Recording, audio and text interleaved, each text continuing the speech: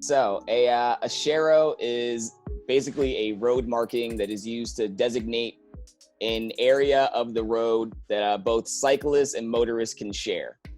And that's the whole goal of it, right? It's like to kind of work as a guideliner for where you should be, to not get slammed by a door. So cars know that they need to pass you at a certain distance, but they've been consistently misused. Cities, especially Miami, they're kind of used as a replacement for bike lanes. So they've been plopped all over the place.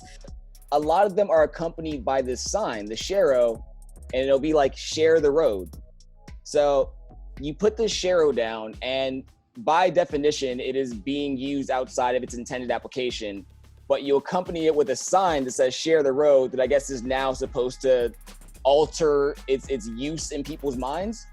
I think a big problem with sharrows is that they're cheap to make. They don't require you to get rid of parking. They don't require you to narrow the road. So cities, and I think Miami especially, uses a lot of sharrows, and they use it kind of as an excuse to say, look at all of this infrastructure that we've built. But in reality, it's not protecting anyone. So there was a study done where they took 3 streets, and in one they implemented bike lanes, in one they implemented sharrows, and in one they just left the road as is. So in the road with bike lanes, they saw a decrease in injuries. They saw an increase of cyclists going on the road because they feel safe.